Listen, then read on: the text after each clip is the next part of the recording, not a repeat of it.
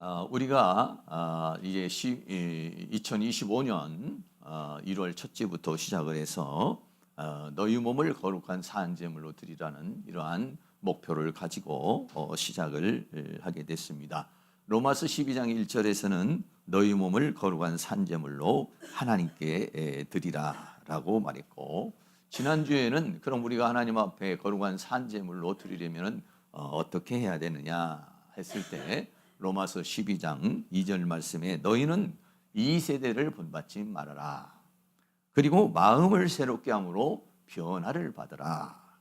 그리고 하나님의 선하시고 기뻐하시고 온전하신 뜻이 무엇인지를 분별해서 그렇게 했어요.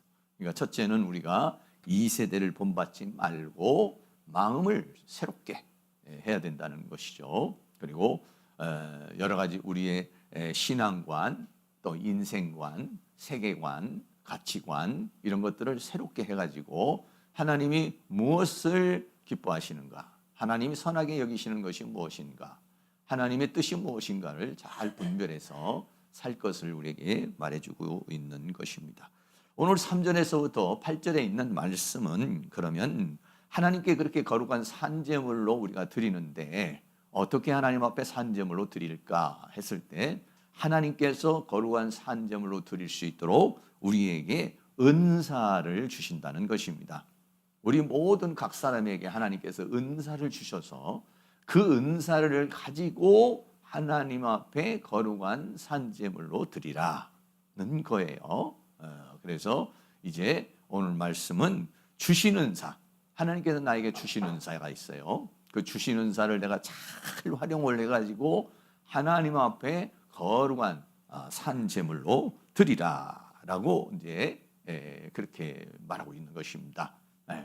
우리 아시는 것처럼 우리 김수균 성도님께서 오시자마자 그 재능이 있으시잖아요. 기술이 있으셔가지고 그걸 가지고서 앞에 화단을 이쁘게 잘 꾸며주시고 또 고장난 부분도 이렇게 수리해 주시고 이렇게 하나님 앞에 거룩한 산제물로 드릴 때 하나님께서 나에게 주신 재능이 있고 하나님께서 나에게 주신 은사가 있어요. 그것을 가지고서 남이 가진 것을 가지고서 하는 게 아니라 하나님께서 나에게 주신 것을 잘 활용을 해서 그거를 가지고 하나님 앞에 거룩한 산제물로 드리면 된다는 것을 우리에게 말씀해 주고 있는 것이죠. 첫 번째로는 믿음의 분량대로 지혜롭게 생각하라라고 그랬어요. 우리가 하나님 앞에 거룩한 산제물로 드리고 그 은사와 재능을 가지고 하나님 앞에 산제사로 드리는데 믿음의 분량대로 지혜롭게 생각하라 이렇게 했어요. 로마서 12장 3절 말씀에 사도 바울은 이렇게 말하고 있습니다. 내게 주신 은혜로 말미암아 너희 중 각 사람에게 말하노니 마땅히 생각할 그 이상의 생각을 품지 말고 오직 하나님께서 각 사람에게 나눠주신 믿음의 분량대로 지혜롭게 생각하라 라고 했어요. 첫째는 내게 주신 은혜로 말미암아 라고 했어요. 그러니까 사도 바울도 어떻게 했습니까? 하나님께서 주신 은혜를 받아서 사역을 했고 그 은혜로 말미암아 이제 우리들에게 말하고 있는 것이다 라고 그렇게 말하고 있습니다.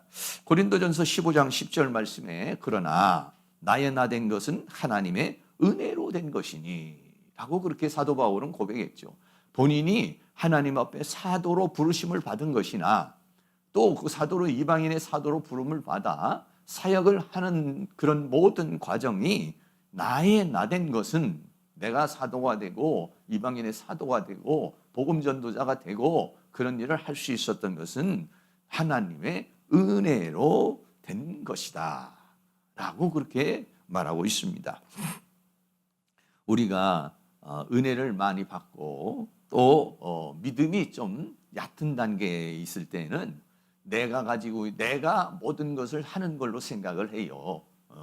내가 돈이 있어서 헌금도 하고 내가 힘이 있어서 일도 하고 내가 재능이 있어서 봉사도 하고 이렇게 내가 가진 힘을 내 스스로 내 자발적으로 하는 것을 이렇게 생각이 들어요. 그리고 내가 살아온 모든 것이 내 힘으로 살아온 것 같이 느껴요. 그런데 신앙이 성숙해지고 또 우리가 우리의 삶을 이렇게 쫙 뒤돌아보면은요, 나의 나 된 것은, 오늘의 지금 내가 된 것은 다 그게 하나님의 은혜로 된 것이다 라고 이렇게 바울이 고백한 것 같은 그러한 고백을 하게 됩니다. 저도 역시 마찬가지로 지금까지 목회를 하고 사역을 해올 수 있었던 모든 것들은 주위에서 도와주시고 또 함께 하신 그 덕분으로 이제 지금까지 해올 수가 있었던 것이죠. 좀 전에도 우리 길태영 집사님도 말씀을 드렸지만은 처음 제가 개척을 했을 때도 우리 이제 길태영 집사님이 교통사고가 나가지고 장애를 입게 됐는데 거기서 좀 보상이 나왔는데 그걸 가지고서 처음 개척을 시작을 했어요. 물론 이제 다른 돈도 좀 있었지만 그렇게 개척을 시작을 했어요. 그리고 또 더 나가서는 이제 우리가 이 건물을 살 때에도 이제 1억 이상을 또 우리 길태영 집사님이 주셔가지고 그 밑돈이 돼가지고 이 건물을 또 살 수 있었고 또 뭐 살아계시는 동안에 저한테 용돈도 주시고 그리고 헌금도 해주시고 뭐 이래가지고 이제 왔죠. 그뿐 아니라 여기 계신 우리 모든 성도님들이 나름대로 다 봉사하시고 헌신하시고 11조 생활하시고 또 없는 돈에서 감사하시고 또 희생하시고 이래가지고 온 거지 제가 혼자 힘으로 무엇을 할 수가 있겠습니까? 저는요 혼자의 힘으로는요 아무것도 할 수가 없습니다. 우리 성도님들이 그동안에 도와주시고 지금 이 자리는 안 계시지만은 그동안에 지내왔던 모든 분들 제가 한 40여 년 동안에 지나오면서 되어진 모든 성도님들의 땀과 눈물을 통해서 사실은 나의 나 된 것은 그런 하나님의 은혜이며 하나님께서 그런 모든 분들을 다 붙여주시고 함께 헌신하게 해주셔서 제가 이 세상에 오늘날 지금까지 사역을 할 수 있게 된 것이죠. 그래서요 돌아보면은 다 부모님의 은혜요, 스승님의 은혜요, 옆에 있는 친구의 은혜요, 지인의 은혜요. 우리는 그렇게 살면서요 다 그런 사람들의 그런 도움을 받으면서 살아요. 근데 그런 것들의 배후에는 누가 있냐? 하나님의 은혜가 있다는 것이죠. 그래서 사도 바울은 나의 나 된 것은 하나님의 은혜로 된 것이다 라고 그렇게 말씀하고 있습니다. 그래서 내게 주신 하나님의 은혜로 말미암아 너희 중 각 사람에게 말하노니 마땅히 생각할 그 이상의 생각을 품지 말아라. 마땅히 생각할 그 이상의 생각을 품지 말아라 라고 그랬어요. 이상의 생각이라는 말이 히페로 프로네오라는 헬라어 단어인데 이 단어는 과대평가하다 또 거만하다 이런 얘기예요. 다른 말로 말하면은 자기 자신이 하나님 앞에 거룩한 산제물로 드려지게 될 때에 분수에 넘치는 생각이나 분수에 넘치는 행동을 하지 마라. 자기에게 주신 역할이 있다는 것이죠. 여기 계신 분은 뭐 다 역할이 있습니다. 다 역할이 있어요. 그래 어떤 분은 열심히 밥을 먹는 사람이 있고 어떤 사람은 열심히 밥 해주는 사람이 있고 어떤 사람은 열심히 설거지 하시는 분들이 있고 또 어떤 분은 청소하시는 분이 있고 또 안내하시는 다 역할이 다르거든요. 다 달라요. 전부 다 몸으로 비해는 전부 다 손만 있을 수 있겠습니까? 전부 다 발만 있겠습니까? 눈도 코도 별것 아닌 것 같지만 얼마나 요긴한지 모릅니다. 그러니까 마땅히 생각할 그 이상을 품지 말아라는 것은 자신의 위치와 역할이 있다라고 하는 것을 우리에게 말해주고 있는 것이죠. 교만하게, 거만하게, 너무 넘쳐도 안 되고, 너무 미달이 안 되고, 내가 우리 교회에서 내 위치가 뭘까, 내 역할이 뭘까, 이거를 잘 생각해서 그거를 우리 이제 자기가 감당을 하면 된다 그랬어요. 고린도전서 7장 17절 말씀에 오직 주께서 각 사람에게 나눠주신 대로 하나님이 각 사람을 부르신 그대로 행하라 라고 그랬어요. 각 사람에게 주신 그 달란트가 있다는 거예요. 각 사람에게 주신 은사가 있다는 거예요. 그것을 가지고서 그 부르신 그대로 행하라. 내가 모든 교회에서 이와 같이 명하노라 라고 그렇게 말씀하고 있는 것이에요. 그러니까 나는 이런 은사를 가졌고 저 사람은 저런 은사를 가졌는데 왜 너는 나와 같이 안 하느냐 이렇게 말하면 안 돼요. 나는 이런 은사가 있고 상대방은 저런 은사가 있어요. 그런데 비교해 볼 때 내 은사는 강한 거하고 저 사람 은사는 너무 보잘것없는 것 같아. 그렇다고 해서 그 사람을 무시해서는 안 된다. 그거는 하나님께서 주신 그 사람의 각자에게 주신 것을 부정하는 것이 되는 것이다라는 것이죠. 그래서요, 은사와 직임과 역사에 대해서 이렇게 말하고 있어요. 고린도전서 12장 4절 6절은 같이 한번 읽습니다. 은사는 여러 가지나 성령은 같고 직임은 여러 가지나 주는 같으며 또 역사는 여러 가지나 모든 것을 모든 사람의 가운데서 역사하시는 하나님은 같으니 라고 그랬어요. 은사는 여러 가지나 성령은 같고, 그러니까 하나님께서 다 각자에게 은사를 주신다. 이 직임이라는 것은 직분을 말하는 거예요. 어떤 사람은 목사로, 어떤 사람은 강도사님으로, 어떤 사람은 전사님으로, 어떤 사람은 안수집사님으로, 어떤 사람은 권사님으로, 어떤 사람은 집사님으로, 또 어떤 사람은 교사로, 또 이렇게 다양한 그러한 파트를 가지고 직임은 여러 가지나 주는 같으며, 이것도 역시 마찬가지로 하나님이 주시는 것이고, 역사는 여러 가지나 모든 것을 모든 사람 가운데 역사하시는 하나님은 같으니, 이게 모든 것이 하나님의 주권 속에 은사도 주어지고 직임도 주어지고 역사도 일어나는 것이다. 그래, 상대방을 존중하는 것은요, 상대방을 존중하고 인정하는 것은 결국은 뭐냐면 하나님의 섭리를 인정하는 것이고 하나님의 경륜을 받아들이는 것이다. 왜? 모든 게 하나님이 하시는 것이다는 얘기죠. 모든 게 하나님이 하시는 것이니까 어떤 사람이 나와 같지 않다고 해서 그 사람에 대해서 우리가 비평을 하고 정죄를 해서는 안 된다라고 하는 것을 우리에게 말하고 있는 것입니다. 더 나아가서 로마서 12장 3절에서는 각 사람에게 나눠주신 믿음의 분량대로 지혜롭게 생각하라 그랬어요. 네, 믿음의 분량대로 지혜롭게 생각하라. 사람은요, 모두가 이 분량이라는 말이 메트론이라는 말인데, 메트론이라는 뭐냐면 측량하는 도구를 통한 도량형, 척도, 예를 들어서 뭐 키를 잰다든지 무게를 잰다든지 이런 것을 뭐라고 하냐? 메트론이라고 그래요. 그래서 사람마다 다 달라요. 사람마다 어떤 사람은 믿음이 10인 사람이 있고 어떤 사람은 100인 사람도 있고 어떤 사람은 50인 사람도 있고, 그것도 하나님께서 다 분량이 다르다는 것이죠. 그 사람의 어떤 인내심의 분량도 다르고 믿음의 분량도 다르고 섬김의 분량도 다르고 여러 가지 다 다르다는 것이죠. 네. 그러니까 다른 것을 너무 그 사람에게 우리가 비난을 한다든지 정죄를 하지 말라는 것이죠. 그래서 다 분량이 있다는, 그 사람의 분량이 있으니까 그 분량대로 행동하라는 것이에요. 특별히 성경에 보면은요, 모세가 이스라엘 백성들을 애굽에서 이제 출애굽을 하는 과정에 보면 모세가 지도자예요. 그리고요, 그 다음엔 누가 있냐면 양쪽에 누가 있냐면 아론과 훌이 있어요. 네. 하나는 형이고 하나는 매형이죠.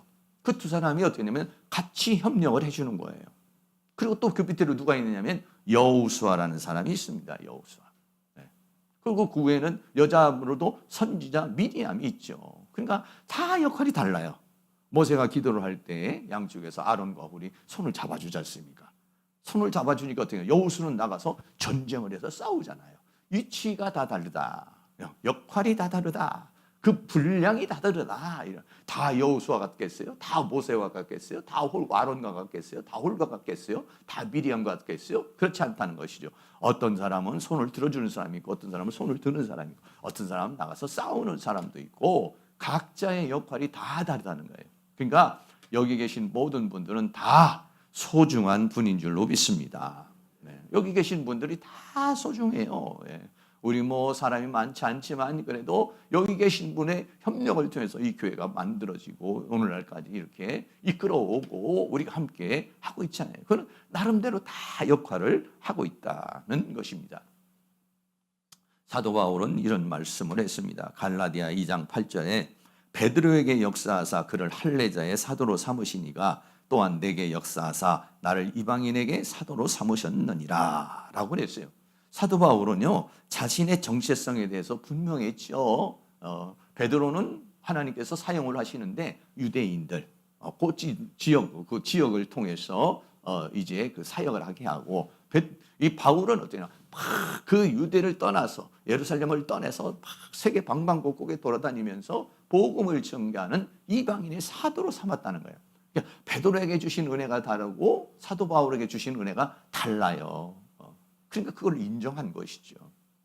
베드로도 인정해야 되지만 자기 자신에게 주어진 것도 인정해야 된다. 이게 뭐냐면 다 믿음의 분량이라. 그 믿음의 분량대로 자기의 역할을 하는 데 있어서 지혜롭게 생각하라고 그랬어요. 지혜롭다는 소프로네오라는 말은 건전한 마음이 되다, 정신이 온전하다 이런 말인데, 지혜롭게 생각해야지 너무 감정에 치우신다든지 너무 신비주의에 치우신다든지 너무 환경에 치우신다든지 이러면 안 된다는 거예요. 네. 그 마음이 그런 걸로 인해 가지고 갈등이 생긴다든지 그러면 안 된다. 하나님이 자기에게 주신 것이 무엇인지를 잘 분별을 해가지고 그래서 행동을 해야지 어떤 환경과 상황에 따라서 생각과 감정에 따라서 이게 마음이 흐트러지면 안 된다. 원래 지혜라는 말은 소피아라는 말인데 여기는 지혜롭다라기보다는 건전한 마음이다. 정신이 온전하다. 예, 이런 말이에요. 그러니까 감정이나 생각이나 환경에 치우쳐서 이게 흔들림이 없는 상태를 가리켜서 말하는 것이죠. 그래서 그렇게 하는 것이 하나님께서 원하시는 것이다라고 하는 것입니다. 두 번째는요, 믿는 자는 몸과 지체의 관계다라고 했어요. 믿음의 사람은요, 몸과 지체의 관계라는 거예요. 로마서 12장 4절에 우리가 한 몸에 많은 지체를 가졌으나 모든 지체가 같은 직분을 가진 것은 아니니 라고 그렇게 말했습니다. 그래서 우리는 몸으로, 그러니까 성도와 주님과의 관계를 몸으로 비유한 것이죠. 그래서 우리는 어떻게 했느냐, 한 몸에 많은 지체가 있는 것처럼 우리는 그러한 관계 속에 있는 것이다. 이 지체라는 말이 멜로스라는 말은 부분, 몸의 일부라고 하는 거예요. 여기 계시는 분은요, 다 몸의 일부입니다. 어떤 분은 손의 역할, 어떤 분은 발의 역할, 어떤 분은 눈의 역할, 어떤 분은 위장의 역할, 어떤 사람은 코의 역할, 다 역할이 있어요, 역할이. 그러니까는 다른 사람을 비난할 것 없어요. 내가 맡겨준 것만 잘 하면 될 줄로 믿습니다. 할렐루야. 네. 히브리인들은요, 우리 내부의 몸의 기관을 가지고서 율법을 이제 정의했어요. 그래서요, 이 율법의 계명이요, 창세기, 출애굽기, 레위기, 민수기, 신명기에 613개의 계명이 있어요. 근데 이 613개의 계명 중에서 하라, 하지 말라라는 것인데, 하라라고 하는 것이 뭐냐면 248개예요. 그리고 하지 말라 하는 게 뭐냐면 365개예요. 계명 중에서. 그러니까 하지 말라는 게 훨씬 더 많죠. 근데 이게 어떤 의미냐면 하지 말라는 뜻의 365개는 뭐냐면 1년을 말하는 거예요. 1년 365일을 의미하게 되는 것이고, 여기서 하라라고 하는 248개는요, 우리 내부의 몸의 기관에서 우리의 지체수가 뼈마디 다 사지백체가 전부 다 248개로 되어 있다는 거예요. 그러니까 365일 248개의 모든 지체, 이 몸을 가지고 하나님의 말씀을 따라서 살아라 라는 그런 의미에서 113개의 계명으로 토라라고 하는 것을 만드는 거예요. 365일 1년 동안, 그러니까 매일같이 우리의 모든 지체가, 그러니까 결국은 뭐냐, 우리의 모든 지체가 우리가 거룩한 산제물로 하나님 앞에 드리라는 얘기겠죠. 어떻게? 하나님의 말씀을 따라서 사는 것을 그렇게 해서 우리에게 말해주고 있는 것이죠. 그래, 우리 모든 사람들이 각 지체로서의 역할을 이제 우리가 감당해 나가야 할 것을 우리에게 말씀해주고 있는 것입니다. 그래서 우리 모든 지체가 있는데 이 지체가요, 하나의 직분만을 가지고 있는 것이 아니라 다 다른 직분을 가지고 있다는 거예요. 이 직분이라는 프락시스라는 말은 활동, 행위, 직무라고 하는 이런 뜻이죠. 그래서 모든 지체가요, 다 다르다는 거예요. 다 다른. 우리 몸에요, 보면은요, 쓸개 같은 건 없어도 산다 하지만 그거 없으면은요, 부작용이 생기더라고요. 여기 갑상선 같은 게 2개인데 하나가 없으니까요, 굉장히 힘들어하더라고요. 살기는 살아요. 그런데 그거로 인해서 여러 가지 좀 힘든 부분이 있어요. 힘든 부분. 그러니까 우리 지체 중에서 모든 직분들이 다 소중하고 귀중하면서 그 역할이 있다네. 미세한 부분의 역할도 있고 큰 부분의 역할도 있고 다양한 부분의 역할이 있어요. 그러므로 오늘 우리 교회에 여기 계신 모든 분들을 여러분들이 소중하게 생각하고 귀하게 생각하고 서로 합력하여 선을 이루는 은혜의 역사가 있는 것. 이게 뭐냐? 거룩한 산제물로 합력하여 하나님 앞에 드리는 것이다. 그러니까 그런 은혜가 있기를 주의 이름으로 축복합니다. 로마서 12장 5절에 이와 같이 우리 많은 사람이 그리스도 안에서 한 몸이 되어 서로 지체가 되었느니라 반복돼서 얘기하고 있는 것인데, 그리스도 안에서 한 몸이 되었다. 그러니까 예수 그리스도를 구주로 영접하고 믿음으로 한 몸이 되었다. 연합이 됐다는 것이죠. 예수님과 연합이 되고 우리 서로가 연합이 됐다. 그래서 서로 지체가 되었느니라 라고 그렇게 말하고 있습니다. 고린도전서 12장 13절에서는 우리가 유대인이나 헬라인이나 종이나 자유자나 다 성령으로 세례를 받아 한 몸이 되었고, 그러니까 예수 그리스도를 믿게 된 것이 성령이 임하심으로, 성령의 감화와 감동을 받음으로 믿음이 생기고, 그 믿음으로 말미암아서 우리는 예수 그리스도를 믿고 예수 그리스도를 믿음으로 성령 안에서 한 몸이 되었다라고 그렇게 말씀하고 있는 것입니다. 그래서 그거를 요한복음 15장에서는 포도나무와 가지와의 관계가 되었다 이렇게 했어요.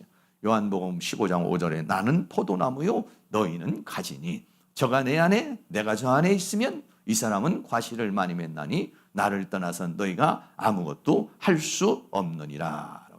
예수를 믿기 전에는요 혼자예요. 그러나 예수를 믿은 다음에는요 한 몸이 되는 거예요. 예수 안에 있는 사람, 하나님을 아버지라고 부르는 사람, 예수 그리스도를 구주라고 영접하는 사람은요 모두가 뭐가 되냐? 한 몸이 되는 것이죠. 한 형제 자매가 되는 것이죠. 하나의 연합체가 되는 것이고 하나의 공동체가 되는 것이에요. 여기 계신 모든 분들은 다 이렇게 예수 안에서 하나가 된 줄로 믿습니다. 네. 그래서요 늘 우리는 그렇게 기도하는 것이죠. 내가 예수를 믿기 전에는 혼자지만은 그러나 어떻습니까? 예수님과 내가 하나가 되었다. 그러므로 우리는요 어느 곳에 있든지요 외롭지 않아요. 어느 곳에 있든지 나 혼자가 아니에요. 예수 믿기 전에는 나 혼자지만은요 예수님을 내가 구주로 영접하고 그분이 내 안에 계심으로 인해서 나는 그분 안에 있고 그분은 내 안에 있고 이러기 때문에요 우리는 혼자가 아닙니다. 언제 어느 때든지 주님이 우리와 동행하시고 함께 하시는 줄로 믿습니다. 그런데 이거를요 내가 고백을 하는 것이 중요해요. 갑자기 우리가 살 때에요 슬플 때가 있어요. 외로울 때가 있어요. 답답할 때가 있어요. 힘들 때가 있어요. 누군가의 도움이 필요할 때가 있어요. 누군가를 의지해야 될 때가 있어요. 그런데 그것을 누군가가 부모님이나 또는 아니면 지인이나 성도님이 나를 위로해 주면 좋지만은요 사람은 다 또 각자 자기의 삶이 있어요. 그렇기 때문에요 그 사람이 누군가에게 도움을 주는 것은요 한계가 있어요. 그러나 하나님은요 한계가 없습니다. 언제나 어느든지 언제 어디든지 누구든지 주의 이름을 부르는 자는 구원을 얻으리라. 두세 사람이 모인 곳에 나도 그들과 함께 한다 그랬어요. 그러니까 언제든지 그렇게 내가 고백하는 게 중요하죠. 갑자기 외로움이 오면 나는 외롭지 않습니다. 왜냐하면 주님이 나와 함께 계시고 주님과 나는 몸과 지체의 관계입니다. 주님과 나는 포도나무와 가지와의 관계입니다. 그래서 나는 주님 안에 있고요 주님은 내 안에 있습니다. 그러므로 나는 외롭지 않습니다. 그러므로 나는 고독하지 않습니다. 그러므로 나는 실망하지 않습니다. 그러므로 나는 절망하지 않습니다. 왜냐하면 주님이 나와 함께 계시기 때문입니다. 여러분 그렇게 고백을 하면요 갑자기 힘이 샥 솟아나면서 네. 왜? 믿음의 세계는요 믿음을 고백을 할 때의 역사가 일어나는 거거든요. 내가 주님을 믿을 때에 믿음대로 되는 거거든요. 고백을 할 때의 역사가 일어나는 거거든요. 네. 그래서 우리가 이 세상을 살아가면서 그렇게 살아가는 것이 굉장히 중요해요. 저도 가끔 가다가 그런 경우 여러 가지 좀 어려운 문제가 있다든지 힘든 문제가 있으면은 그렇게 고백을 합니다. 그렇게 고백을 하고 나면요 그렇지 주님이 나와 함께 계시지 주님이 나와 함께 계시기 때문에 나는 외롭지 않아. 외로운 마음을 주는 원수마귀는 떠나가. 슬픔에 주는 마음을 주는 원수마귀는 떠나가. 나에게 걱정 근심을 주는 원수마귀는 떠나가. 할렐루야. 예, 여러분 그렇게 하면서 내가 주님을 고백을 하면은요 주님이 내 마음속에 그럼 내가 너와 함께하고 있지 너는 내 안에 있고 난 너 안에 있어. 염려할 거 없어. 내 형편을 다 알고 있어. 내 처지를 다 알고 있어. 할렐루야. 그러면서 불안한 마음이나 걱정의 마음이 싹 사라지면서 내 마음에 강하고 담대한 마음이 와요. 그리고요, 내 마음에 평강의 마음이 주어지는 거예요. 그게 뭐냐면 내가 주는 평강은 세상이 주는 평강과는 다르다는 거예요. 세상 사람들은 권력이 있어야 되고, 세상 사람은 돈이 있어야 되고, 세상 사람은 힘이 있어야만이 안정이 되지만은 우리는 예수님이 계시면 안정이 되는 거예요. 예수님이 내 안에 역사하시면은 안정이 되고, 내가 그렇게 고백을 할 때 주님이 나에게 역사를 하면 갑자기 내 마음에 있는 불안이 싹 사라져 버려요. 그게 뭐냐? 하나님이 주시는 평강. 그 평강으로 살아가실 수 있기를 주의 이름으로 축원합니다. 네. 고린도전서 12장 27절 너희는 그리스도의 몸이요 지체의 각 부분이라. 그러니까 우리가 여기서 그리스도의 몸이요 각 지체라는 사실을요 여러분들이 인정해 주셔야 돼요.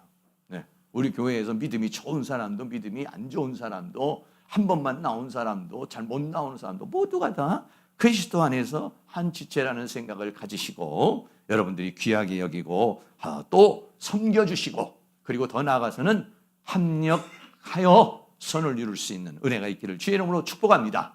세 번째는요, 은사가 있습니다. 여기 오늘 본문에는요 7가지 은사가 나오고 있어요. 성경에는 다른 데도 보면은 은사가 몇 군데 나옵니다. 그 중에서도 오늘 본문에 있는 7가지 은사는 어떤 은사냐면은 내가 하나님 앞에 거룩한 산제물로 드리는 그런 사역적인 그런 의미에서의 은사를 가리켜서 말하고 있어요. 7가지 은사를 지금 말하고 있는데 이 중에서 여러분들은 어떤 은사를 가지고 있는가를 함께 한번 생각할 수 있는 시간이 되면 좋겠어요. 첫째는 예언이었습니다. 로마서 12장 6절에 우리에게 주신 은혜대로 받은 은사가 각각 다르니 혹 예언이면 믿음의 분수대로라고 그랬어요. 지금은 뭐 그런 예언의 은사가 그렇게 아주 강하지 않지만은요, 초대교회는요, 이런 예언의 은사가 굉장히 강했습니다. 예언의 은사가 굉장히 강해가지고 그 예언하는 사람들이 많이 있어요. 예언은 뭐냐? 하나님께 말씀을 받아가지고 증거하는 사역을 하는 거. 이것이 뭐냐면 예언의 그런 사역이죠. 그래서 우리에게 주신 은혜대로 받은 은사.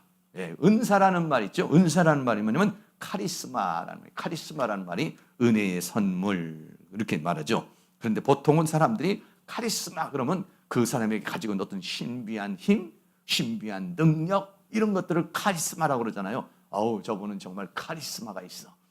이러면 그 사람이 뭔가 매력이 있다는 거예요. 다른 사람하고는 다른 어떤 매력이 있다. 그래서 그를 카리스마라 이렇게 얘기하죠. 네, 그래서 이 은사라고 하는 것이 뭐냐면 카리스마인데 하나님께서 은사를 우리에게 주시는 것이다 라고 하는 것인데요. 재능과 은사는 달라요.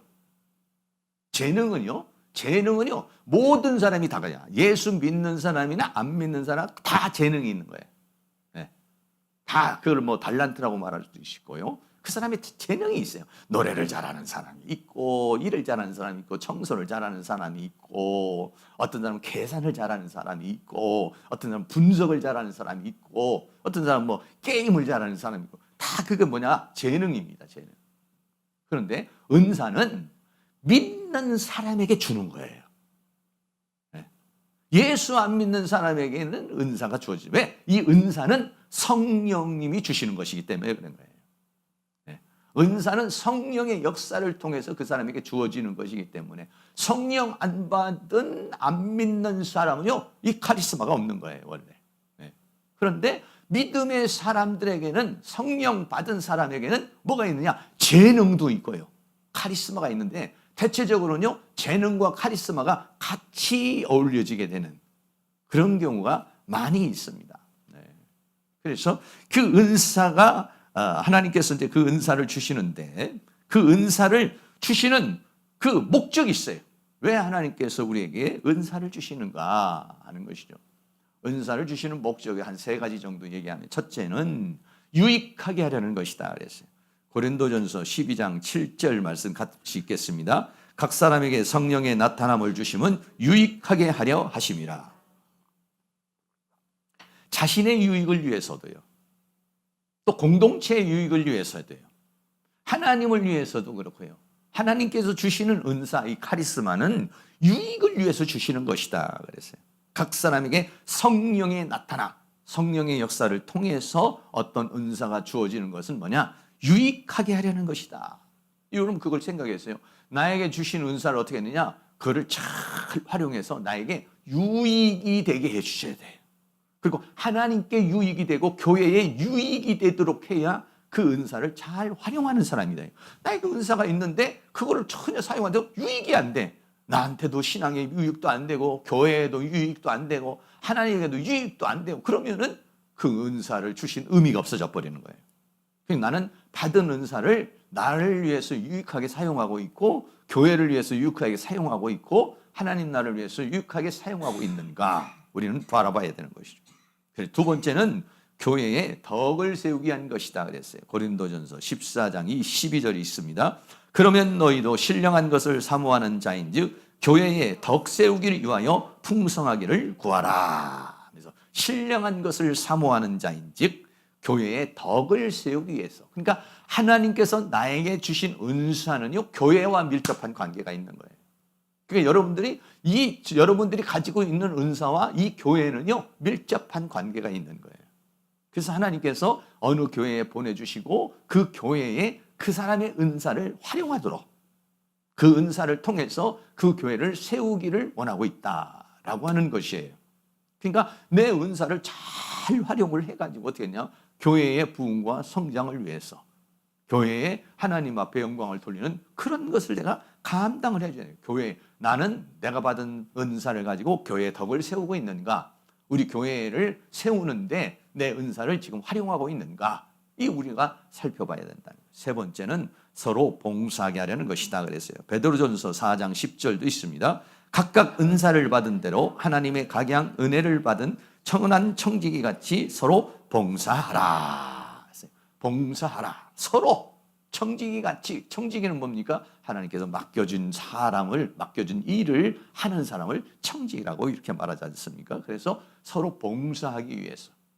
그러니까 나에게 주신 은사를 가지고 나와 교회에 유익을 주고 있는가? 또는 교회를 세우는 데에 활용하고 있는가? 더 나아가서는 내가 그것을 가지고 봉사를 하고 있는가? 이거를 우리가 살펴봐요. 이외에도 은사를 주신 목적이 여러 가지가 있겠습니다만 이렇게 하나님께서 그런 은사를 주신 목적이 있다는 거예요. 그러니까 하나님께서 그 은사를 주셨으면 그걸 잘 활용하는 게 중요해요. 우리가요 자녀를 키울 때도요 자녀를 키울 때 가장 중요한 것 중에 하나는 뭐냐면 이 아이가 무엇에 소질이 있는가 이거를 잘 빨리 발견을 해가지고요 그래가지고요 그 분야로 이 아이를 키워주는 것이 이 아이의 인생의 지름길이요 성공으로 가게 하는 거예요. 어떤 아이는 공부를 잘하는 애는 열심히 공부를 하게 하고 어떤 아이는 공부는 싫어하는데 춤추는 걸 좋아한다. 그러면은 그걸 시켜야 돼요. 춤추는 걸 좋아하는 애를 반 공부를 시켜봤자요 머리가 돌아오질 않아요. 어떤 사람은 또 어떤 애는 장사를 잘하는 애가 있어요. 사업을 잘하는 애가 있어요. 아주 계산이 빠르고 유익을 탁탁탁 남기고 뭐 이런 그 재능을 잘 살려가지고요 대학을 가게 되면요 그 전공으로 딱 집어넣어줘야 되는 거예요.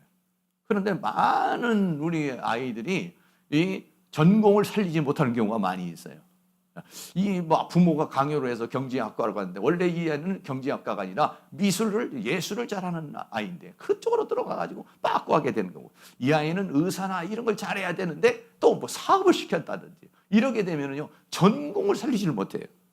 그렇게 되면 어떻게 보면은 인생을 또 낭비하는 것이 되는 것이다라고 하는 것이죠. 그러므로 우리는요 우리에게 가지고 있는 은사가 무엇인가 이거를 잘 살펴가지고 그 은사를 활용할 수 있는 그런 사람이 될 수 있기를 주의 이름으로 축원합니다. 그래서 이 은사를 가지고 첫 번째인데 예언인데 예언은 아무에게나 주어지는 건 아니죠. 하나님의 말씀을 받은 사람들이 그 말씀을 증거하는 거를 만든 이 예언이라는 말이 프로페테리아라는 이 프로페테리아는 말은 예견이라고도 얘기를 해요.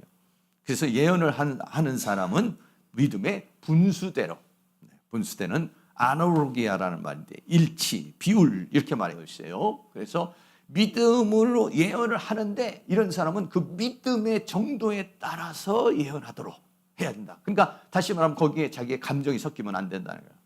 자기의 생각이 섞이면 안 돼요. 그 믿음으로 선포할 수 있어야 된다라고 그렇게 말하고 있습니다. 두 번째는요, 섬기는 일과 가르치는 일을 말하고 있어요. 로마서 12장 7절에서 혹 섬기는 일이면 섬기는 일로, 혹 가르치는 자면 가르치는 일로 그랬어요. 이 섬김이라는 디아코니아라는 봉사, 섬김 이런 얘기예요. 이 섬김을 잘 하시는 분이 있지 않습니까? 어떤 사람은 섬김의 불편한 사람이 있어요. 섬김을 받아야 편한 사람이 있어요.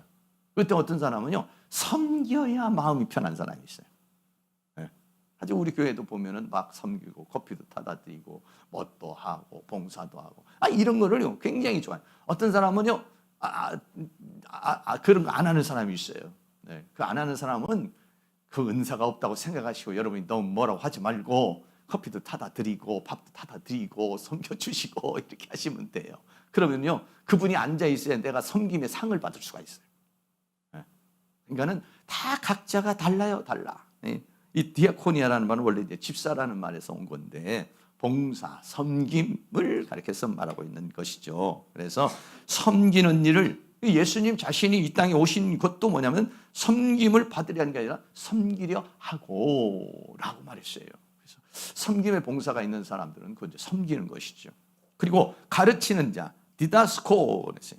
네, 가르친다, 배우는 자죠. 이 가르치는 사람, 은사가 있는 사람이 있어요.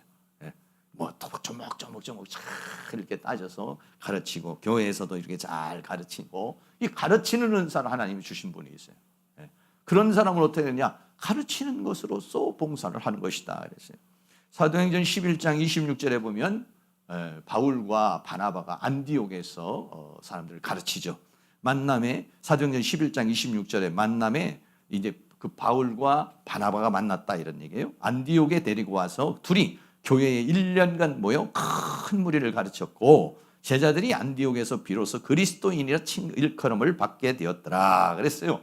가르침을 통해서 그 사람들이 그리스도인으로 바로 설 수가 있었다 라고 그렇게 말했어요.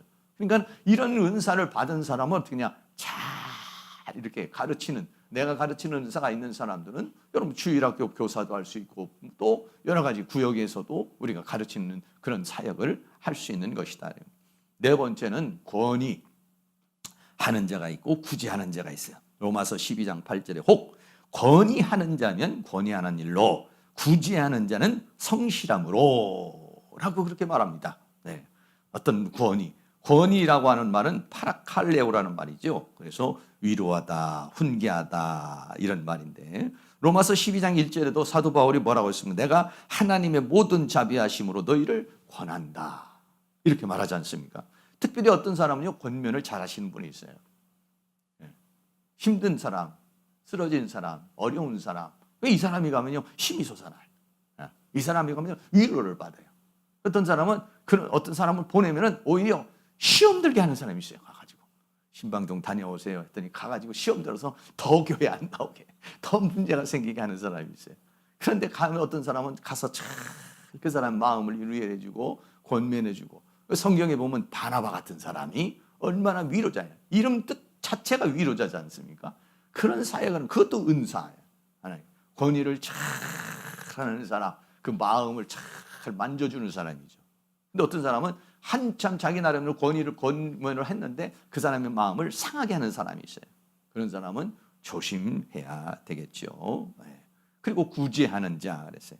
구제하는 자는 메타 디도미, 나누어 주는 것을 잘 하시는 분이 있어요.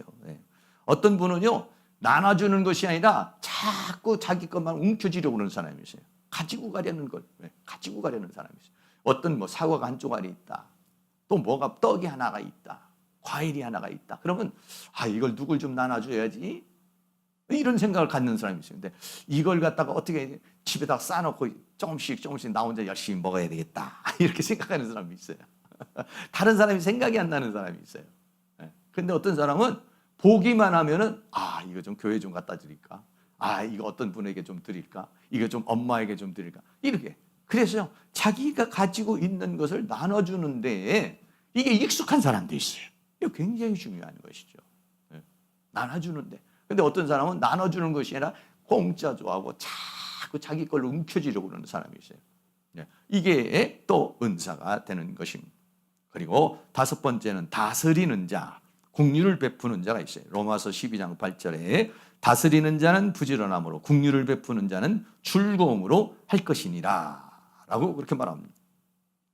다스리는 사람, 다스리는 사람은 어떤 겁니다? 프로 시스템이라는 말인데 지도하고 또 가르쳐주고 리더해주는 역할, 이걸 또 잘하시는 분이 있어요. 어떤 분은 앞에 나서라고 해도 안 나서 뒤에 따라가는 게 좋아요.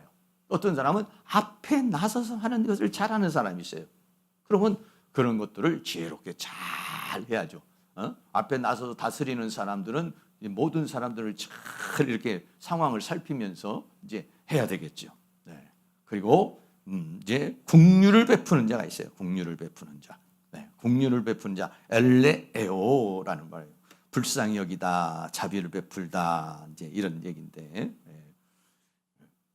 어떤 사람이 어려움을 당하고 힘든 일을 당하면은 그것을 잘 감싸주는 사람이 있어요. 불쌍한 사람을 보면은 떠나지 못하는 사람이 있어요. 그런 사람이 있어요. 그런 사람도 그것도 뭐냐? 하나님께서 주시는 그런 은사다. 이런. 이 국률을 베푸는 자는 즐거움으로 하라라고 그렇게 말씀하고 있는 것입니다. 저도 한번 살펴봤어요. 하나님께서 나에게 주신 은사가 무엇인가? 여기는 한 7가지 정도가 이렇게 좀 나와 있습니다만은, 그러나 나에게 주신 은사는 무엇일까? 하나님께서 나에게 주신 은사는 뭘까? 저도요, 7가지 중에서 보니까요, 한 3가지 정도가 있어요. 첫째는 가르치는 거. 가르치는 건 제가 이제 조금 이렇게 좀 하나님께서 좀 소질이 좀 있는 부분이 있어요. 또 권위하는 일. 물론 막 신방 가가지고 사람들을 만져주고 이건 좀 못해도 상담을 오면은 어느 정도 좀 방향을 정해주는 거. 뭐 이런 건 좀 제가 좀 하는 것 같아요. 그리고 이제 다스리는 일도 어느 정도 어떤 상황을 보면은 빨리 판단을 해가지고 앞에서 끌고 가는 그런 힘이 있는 것 같아요. 이렇게 저도요 3가지 정도. 그런데 다른 거 잘 못해요. 뭐 구제하는 거 잘 못해요. 국률을 베푸는 거 이런 거 잘 못해요. 그런 거 잘 못해요. 이게 뭐 다른 사람이 막 슬퍼하고 울고 있으면은 아우 저 사람이 얼마나 슬플까 힘들까 해서 가서 막 감싸줘야 되는데, 오히려 저는 가가지고 울지 마세요. 정신 똑바로 차리세요. 잘 이겨나가세요. 이게 이제 요즘에 말하면 MBTI로 보면 T라는 거예요. T. 논리. 어떤 상황을 봤을 때 논리적으로 본다는 거죠. F는 뭐냐면 감성적으로 보는 거예요. 감성적으로. 그래서 저도 우리 집에 있으면 저하고 우리 동생인데 제 또 밑에 있는 동생은 감성적이에요. F예요. 그러니까 우리 어머니가 좀 뭐 힘들다 어쩐다 그러면은 막 가서 막 안아주기도 하고 막 발도 쑤주고 뭐 울기도 하고 막 그냥 굉장히 감성적이에요. 근데 저는 이제 그런 것보다는 이제 논리적으로 생각하는 거예요. 이게 정말 울어야 될 일인지, 이게 정말 웃어야 될 일인지, 이걸 어떻게 해결해야 될 것인지, 이렇게 생각이 들어요. 그러니까 굉장히 차갑죠. 쌀쌀 맞죠. 그래서 저도 이제 저를 제가 알기 때문에 그래서 그런 부분에 있어서 좀 자꾸 이제 이렇게 좀 감성적으로 공감하려고는 이제 그런 생각을 많이 가져요. 아유, 정말 얼마나 그 사람 슬플까, 얼마나 힘들까, 얼마나 괴로울까. 이렇게 그 부분에 대해서 이제 깊이 생각하려고 그러는 이제 그런 마음을 연습을 하고 있어요, 제가. 왜? 너무 좀 이렇게 논리적으로 어떤 것을 이렇게 사건을 보고 상황을 보니까 가슴으로 느껴야 되는데 자꾸 머리로 이렇게 생각을 하려고 그러니까 이게요, 다른 사람이 볼 때는 아주 사랑이 없고 아주 매몰차 보이는 이제 그런 게 있어요. 하나님께서 나에게 주신 은사는 무엇인가? 여러분, 나에게 주신 은사가 무엇인가요? 여러분, 나에게 주신 은사를 우리가 거룩한 산재물, 너희 몸을 거룩한 산재물로 드리라 이랬어요. 그러면 뭘 생각해야 되냐? 나에게 준 은사가 뭐냐? 하나님이 다 나눠주셨다는 거예요. 하나님이 다 성령을 통해서 우리에게 나눠줬다는 거예요. 아니면 우리가 타고날 때부터 천부적인 재능이 있다는 거예요. 그것을 가지고 하나님께서 나에게 주신 재능과 하나님께서 주신 나의 카리스마, 이 은사, 이거를 가지고 참 마땅히 생각할 이상의 생각을 품지 말고 막 이렇게 막 분수에 넘치는 그런 생각을 하지 말고 내게 주신 그것만 잘 잘 감당하면 됩니다. 할렐루야. 예. 다른 사람 같이 하는 것이 아니라 내게 주신 것이 뭐냐는 거예요. 다른 사람 상관할 거 없습니다. 우리 서로 성도님들끼리요, 이 사람은 어떠냐, 저 사람은 어떠냐 얘기할 거 없어요. 나만 잘하면 됩니다. 한번 따라해 봅시다. 나만 잘하면 됩니다.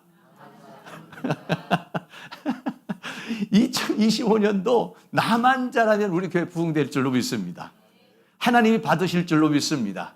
할렐루야. 저는 저에게만 잘하는 거 저도 잘 감당하면 되고, 우리 성도님은 우리 성도님들이 잘하는 것을 더 잘, 난 이런 은사가 있었지. 나 왜 이런 은사를 갖다가 자꾸 이렇게 왜 이렇게 활용을 못하고 있지? 이제 이렇게 하면 안 되고, 그 은사를 잘 활용을 해가지고, 오늘도 이제 우리가 식사 이렇게 하고 있지만은 우리 유정우 집사님 같은 경우도 반찬을 해오시면 제가 맨날 한 3개만 해오세요, 조금만 해오세요. 그냥 막 그냥 주는 걸 좋아하셔가지고 그것도요 은사예요. 그것도 정말 그게 아무나 하지 못해요. 어떤 사람은 그 해오라고 그래도 아깝게 생각을 해서 그거 못 하거든요. 그런데 뭐냐, 식당에도 가보면은 그냥 어찌나 반찬이 많은지 그냥 많이 주시는 거예요. 교회도 그러고, 남으면 또 싸가기도 하고 다 이렇게 하고, 내가 볼 때는 너무 많은데 그것도 은사예요. 은사. 다른 사람 다 그렇게 못 하거든요. 어떤 사람은 오히려 좀 덜 해오거나 아니면은 딱 맞게 해오거나 이래요. 근데 넘치게 하는 것도 그것도 은사다, 이런 얘기죠. 그래, 그런 분도 있고, 또 어떤 분은 또 안 해오는 분도 있고, 또 이렇게 하는 분도 있고, 이렇게 하면서 우리가 함께 어우러져 가는 줄로 믿습니다. 그래서 2025년도에는 하나님께서 나에게 주신 그 달란트를 잘 감당하고 그 은사를 활용할 수 있기를 주의 이름으로 축복합니다. 결론입니다. 첫째는 하나님 앞에 우리가 거룩한 산제물로 드리고 은사를 가지고 활용할 때 믿음의 분량대로 지혜롭게 생각하라. 너무 나에게 있지도 않은 거, 나지도 못하는 걸 가지고 너무 어거지로 하지 말고 정말 나에게 주신 게 있어요.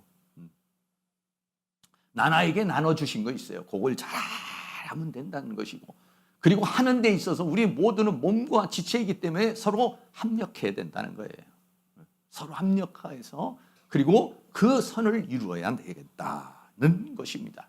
오늘 성경에는 7가지 은사가 나와 있습니다만 또 다른 부분에 있어서는 여러 가지 능력적인 은사나 뭐 이런 은사가 있어요. 그 은사가 무엇인가를 잘 살펴서 하나님께서 주신 은사를 잘 활용해서 자신을 유익을 위해서 교회를 세우는 데 있어서 하나님의 영광을 위해서 우리 모두가 다 거룩한 산제물로 하나님 앞에 쓰임받는 은혜의 역사가 있기를 주의 이름으로 축원합니다. 주님, 내가 여기 있사오니 나를 보내소서 찬양 드리도록 하겠습니다.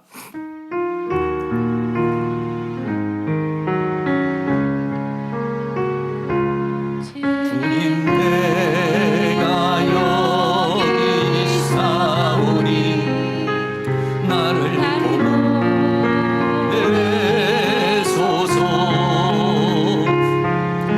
나의 마음 나의 몸 주께 드리오니 주 받으소서.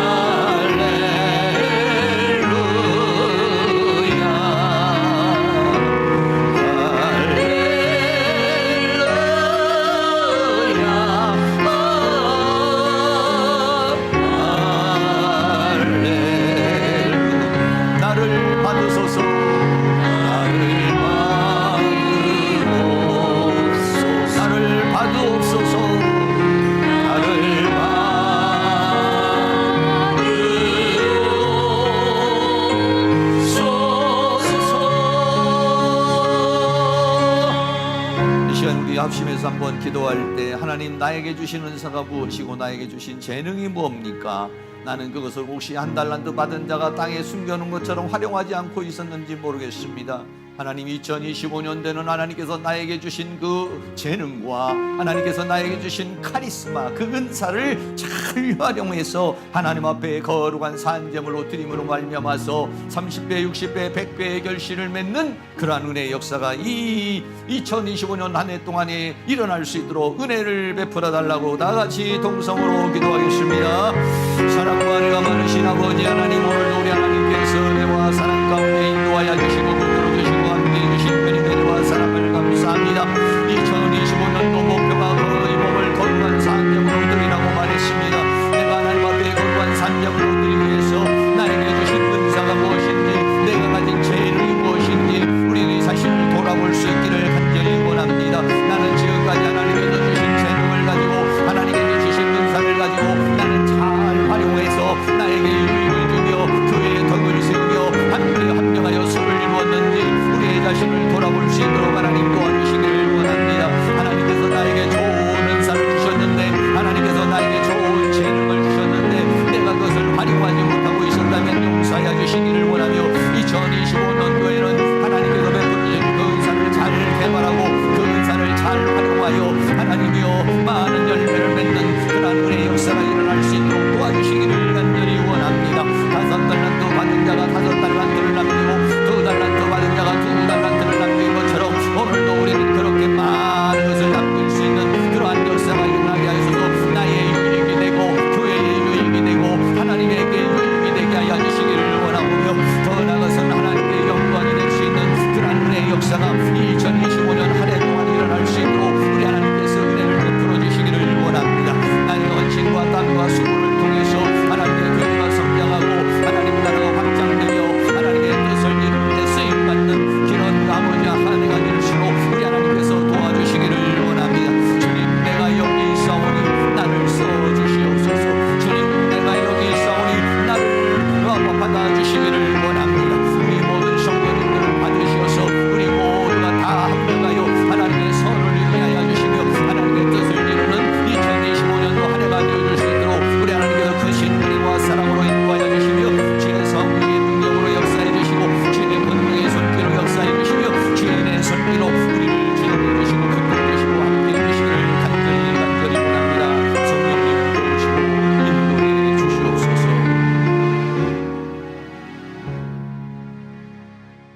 사랑과 은혜가 많으신 아버지, 하나님께서 나에게 주신 재능이 무엇이며 하나님께서 나에게 주신 은사가 무엇인지 우리가 다시 한번 깊이 묵상하게 하여 주시고, 나는 그 은사를 가지고서 하나님 나라를 위해서 어떻게 살아왔는지, 나는 그것을 잘 하나님 앞에 활용하고 살아왔는지 우리의 자신을 뒤돌아보기를 원합니다.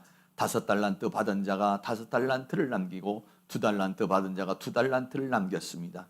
그러나 1달란트 받은 자는 그것을 땅에 숨겨두고 있었습니다. 악하고 게으른 종이라고 말했습니다. 아버지 하나님, 우리가 이렇게 악하고 게으른 종이 되지 아니하도록 하나님께서 주신 그 은사를 나의 유익을 위하여, 교회의 유익을 위하여, 하나님의 나라의 유익을 위하여 쓰임받는 그런 은혜가 있기를 원합니다. 아버지 하나님, 우리 교회를 세우는 데 있어서, 하나님 나라를 세우는 데 있어서 그 은사를 활용할 수 있도록 은혜를 베풀어 주시기를 원합니다. 주여 우리를 써주시옵소서. 주여 우리를 받아주시옵소서. 더 성령의 기름을 부어주시며 하나님의 능력으로 우리를 충만하게 채워주시옵소서. 기도하는 사람, 전도하는 사람, 봉사하는 사람, 헌신하는 사람, 우리 모두가 자기에게 주어진 이 은사를 가지고 우리 모두가 다 예수 안에서 합력하여 선을 이루므로 말미암아서 이 교회가 하나님 보시기에 합당한 교회가 되게 하여 주시옵시고, 전도의 불길이 타오르고 성령의 불길이 타오르고 부흥의 불길이 타오르고 하나님의 은혜의 불길이 타오르게 하여 주셔서 나의 유익이 되고 교회의 유익이 되고 하나님의 영광이 되어지는 그러한 이 2025년도가 되어줄 수 있도록 은혜를 베풀어 주시옵소서. 예수 그리스도의 이름으로 기도하옵나이다. 아멘. 우리 다 같이 자리에 일어나셔서 찬송가 378장 이전의 주님을 내가 몰라 찬양합니다.